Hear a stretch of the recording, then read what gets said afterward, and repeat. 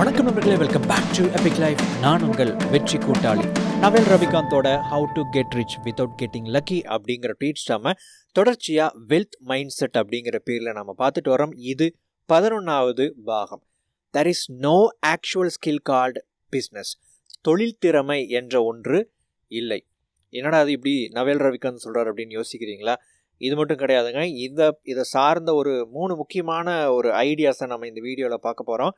அடுத்த ஐடியா, அதாவது முதல் பாயிண்ட் அப்படிங்கிறது ரொம்பவே உங்களை ஆச்சரியத்துக்கு உள்ளாக்கும். என்னென்னா, முதலாவது point, business education is not effective. தொழில் ரீதியான கல்வி இருக்குது இல்லைங்களா, அது அவ்வளோ பெரிய விஷயமெல்லாம் கிடையாது, அவ்வளோ வேலை செய்யக்கூடிய ஒரு எஃபெக்டிவான ஒரு கல்வியெல்லாம் கிடையாது அப்படின்னு சொல்கிறாரு. என்ன காரணம் அப்படின்னு கேட்டிங்கன்னா, முதல் ரீசன், நீங்கள் உண்மையாகவே நீங்கள் என்ன கற்றுக்குறீங்க அப்படிங்கிற விஷயத்த நீங்கள் அந்த சிச்சுவேஷனில் இருந்தால் மட்டும்தான் முழுமையாக கற்றுக்கொள்ள முடியும் அப்படின்னு சொல்கிறாரு. அப்படின்னா பிஸ்னஸ் எஜுகேஷனோ அல்லது பிஸ்னஸ் சம்மந்தப்பட்ட விஷயங்களை படிக்கிறது, ஸ்டடி பண்ணுறது எல்லாமே வேஸ்ட்டா அப்படின்னு கேட்டிங்கன்னா, இதனுடைய அர்த்தம் அது கிடையாது. ஆனால் இந்த இடத்துல ஒரு 100க்கு, அதாவது ப்ராக்டிக்கலாக சொன்னோம் அப்படின்னா 100க்கு ஒரு 10% விஷயங்கள் எஃபெக்டிவாக இருக்கும். மிச்சம் இருக்கிற 90% அப்படிங்கிறது நீங்கள் உண்மையாகவே களத்தில் குதித்து ஒரு பிஸ்னஸ் பண்ணால் மட்டும்தான் உங்களால் அதை புரிஞ்சுக்க முடியும், அல்லது நிறைய விஷயங்களை அனுபவத்தின் மூலமாகத்தான் நீங்கள் கற்றுக்க முடியும். அந்த 10% அப்படிங்கிறது எந்த அளவுக்கு எஃபெக்டிவ் அப்படின்னு கேட்டிங்கன்னா, இது வரைக்கும் உங்களுக்கு தெரியாத ஒரு விஷயம் உங்களுக்கு இப்போ தெரிய வருது. அந்த விதத்தில் இது ஓகே, எஃபெக்டிவான ஒரு விஷயம் அப்படின்னு சொல்லலாம். இது வரைக்கும் ஒரு விஷயத்தை பற்றின ஒரு யோசனை, ஒரு ஐடியாவே கிடையாது. ஆனால் ஒரு ஐடியா உங்களுக்கு ஒரு பிஸ்னஸ் சம்மந்தப்பட்ட விஷயங்களை ஸ்டடி பண்ணும்போது உங்களுக்கு வருது அப்படின்னா, அந்த அளவுக்கு தான் இதனுடைய எஃபெக்டிவ்னஸ் இருக்குது அப்படின்னு அர்த்தம். இது போக நீங்கள் செயல்படுத்தினா மட்டும்தான் முழுமையாக உங்களால் கற்றுக்க முடியும். ஆனால் இது போக game theory, psychology, ethics, mathematics, computer, இந்த மாதிரியான இருக்கக்கூடிய விஷயங்கள் எல்லாமே பார்த்திங்கன்னா உங்களுக்கு நிறைய நேரத்தை மிச்சப்படுத்தி கொடுக்கும். அது மட்டும் இல்லாமல் நிறைய விஷயங்கள் அது உங்களுக்கு சொல்லிக் கொடுக்கும். ஏன்னா பிஸ்னஸ் எஜுகேஷன் அப்படிங்கிறது நீச்சல் அடிக்கிற மாதிரி. நீச்சல் அடிக்கிறத பற்றி நீங்கள் நிறையா தியரிஸ் படிக்கலாம். ஆனால் உண்மையாகவே தண்ணிக்குள்ளே குதித்து நீந்தினா மட்டும்தான் அதனுடைய அனுபவம் அப்படிங்கிற விஷயம் உங்களுக்கு கிடைக்கும். அதன் மூலமாக மட்டும்தான் நீங்கள் நீச்சலை கற்றுக்கொள்ள முடியும். அதே மாதிரி தான் இந்த விஷயமும். ஆனால் ஒரு சில விஷயங்கள் அனுபவம் இல்லாமையே அறிவு ரீதியாக கற்றுக்க முடியும். அதுதான் இப்போ நான் மேலே சொன்ன விஷயங்கள் எல்லாமே. ஸோ நவல் ரவிகாந்தோடைய சஜஷன் என்ன அப்படின்னா, நீங்கள் இதையும் ஃபோக்கஸ் பண்ணணும் அப்படிங்கிறாரு. அதாவது psychology, game theory, ethics, mathematics, computer, இது மாதிரியான திறமைகள், இது மாதிரியான அறிவுகள் உங்களுக்கு ஒரு பிஸ்னஸ் எஜுகேஷனை விட பெரிய அளவில் உங்களுக்கு சப்போர்ட் பண்ணும். இரண்டாவது, டூயிங் இஸ் ஃபாஸ்டர் தேன் வாட்சிங். ஒரு விஷயத்தை பார்க்குறது அப்படிங்கிறத விட செயல்படுத்துறது ரொம்ப வேகமானது அப்படிங்கிறாரு. இந்த இடத்துல வாட்சிங் அப்படிங்கிறது என்ன அப்படின்னா, ஒரு புக்கு படிக்கிறீங்க அல்லது ஒரு வீடியோ பார்க்குறீங்க, ஒரு கோர்ஸ் அட்டன் பண்ணுறீங்க அப்படின்னா, இது எல்லாமே வாட்சிங். அது எல்லாமே பார்க்குறீங்க, எல்லாத்தையுமே கவனிக்கிறீங்க. ஆனால் செயல்படுத்துறது அதை விட வேகமானது. இந்த இடத்துல நாம் என்ன பண்ணுறோம், எவ்வளோ வருஷம் பண்ணுறோம் அப்படிங்கிறத தாண்டி எவ்வளோ வேகமாக ஒரு விஷயத்தை நாம் கற்றுக்கிறோம் அப்படிங்கிறது தான் இந்த பிஸ்னஸ் சம்மந்தப்பட்ட விஷயங்களை பொறுத்த வரைக்கும் முக்கியத்துவம் வாய்ந்தது.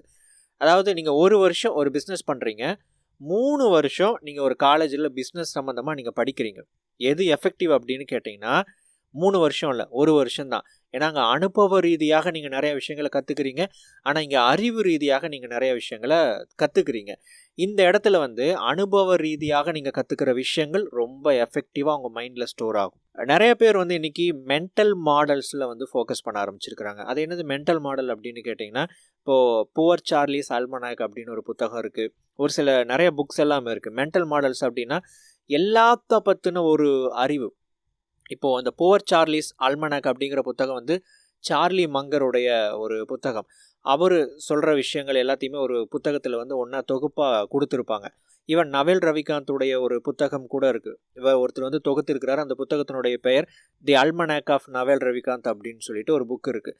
ஸோ நவல் ரவிகாந்தினுடைய ஐடியாஸ் என்னென்ன விஷயங்கள் எல்லாமே சொல்கிறாரு. இவர் ஒவ்வொரு விஷயத்தை பற்றின இவருடைய நம்பிக்கைகள் என்ன, ஒவ்வொரு விஷயத்தை பற்றின கண்ணோட்டம் என்ன, ஒவ்வொரு விஷயத்தை இவர் எப்படி சொல்கிறாரு, எப்படி புரிஞ்சு வச்சிருக்கிறாரு அப்படிங்கிற அந்த கருத்துக்களை எல்லாம் ஒரு புத்தகமாக எழுதியிருப்பாங்க. அதுதான் மென்டல் மாடல்ஸ் அப்படிங்கிறது. இப்போ உதாரணத்துக்கு அரசியலை பற்றியோ, கல்வியை பற்றியோ, உணவை பற்றியோ, மருத்துவத்தை பற்றியோ, பொருளாதாரத்தை பற்றி, இது மாதிரியான விஷயங்களை பற்றியெல்லாம் எனக்கு சில நம்பிக்கைகள் இருக்கும் இல்லைங்களா?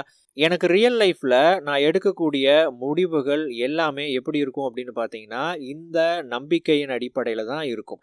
அப்போது இந்த சரியான நம்பிக்கையை உருவாக்குறதுக்கு ஒரு மென்டல் மாடல் அப்படிங்கிற ஸ்டடியை வந்து நிறைய பேர் இன்றைக்கி படிச்சுக்கிட்டு இருக்கிறாங்க.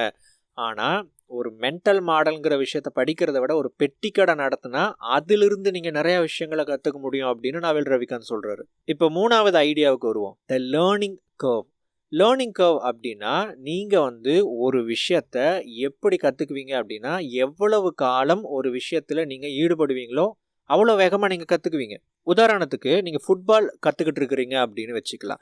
நீங்கள் கோல் போடுறது எப்படின்னு இப்போ நீங்கள் கற்றுக்கிட்டு இருக்கிறீங்க. நீங்கள் என்ன பண்ணுறீங்கன்னா, காலையில் 6 மணியில் இருந்து சாயந்தரம் 6 மணி வரைக்கும் நீங்கள் கிரவுண்டில் இருக்கிறீங்க. ஆனால் 10 முறை தான் வந்து கோல் போஸ்ட்டில் வந்து கோல் அடித்து ப்ராக்டிஸ் பண்ணியிருக்கிறீங்க, ஜஸ்ட் 10 தடவை. இது எப்படி இருக்குது? இன்னொரு விஷயம் சொல்கிறேன். இதே நீங்கள் வந்து 1 மணி நேரம் டெய்லி நீங்கள் வந்து டைம் ஸ்பெண்ட் பண்ணுறீங்க ஃபுட்பால் லேர்ன் பண்ணுறதுக்காக. நீங்கள் அந்த 1 மணி நேரத்தில் 100 முறை அந்த கோலை அடித்து ப்ராக்டிஸ் பண்ணுறீங்க. இப்போ எது எஃபெக்டிவாக இருக்கும்? 6 மணி நேரம் கிரவுண்டில் இருக்கிறதா, 1 மணி நேரம் கிரவுண்டில் இருந்து 100 கோல்ஸை வந்து ப்ராக்டிஸ் பண்ணுறதா? நிச்சயமாக 1 மணி நேரத்தில் 100 கோல்ஸ் ப்ராக்டிஸ் பண்ணுறது தான் வந்து பெஸ்ட்டான ஒரு விஷயமா இருக்கும். ஏன்? எந்த ஒரு விஷயத்த அதிகமாக பண்ணுவீங்களோ அந்த விஷயத்தை நீங்கள் ரொம்ப வேகமாக கற்றுக்குவீங்க. இதுதான் வந்து லேர்னிங் கர்வ் அப்படிங்கிறது. அப்போது நீங்கள் எந்த ஒரு விஷயத்த கற்றுக்கணும், எந்த ஒரு விஷயத்தில் எனக்கு அனுபவம் வேணும், அல்லது எதுலேயோ நான் முன்னேறணும் அப்படின்னு நீங்கள் நினச்சிங்கன்னா, நீங்கள் செய்ய வேண்டிய முதல் வேலை என்ன அப்படின்னா, இது வரைக்கும் கற்றுக்கிட்டதெல்லாம் போதும், களத்தில் குதிங்க. அதுதான் வந்து நவல் ரவிகாந்த் ஷார்ட்டாக சொல்ல வர ஒரு மெசேஜ். நண்பர்களே, தொடர்ந்து நம்முடைய எபிக் லைஃப் சேனலோடு இணைந்திருங்கள். அடுத்த வீடியோ பதிவில் மேலும் ஒரு பயனுள்ள தகவலோடு உங்களை சந்திக்கிறேன். தேங்க்ஸ் ஃபார் வாட்சிங்.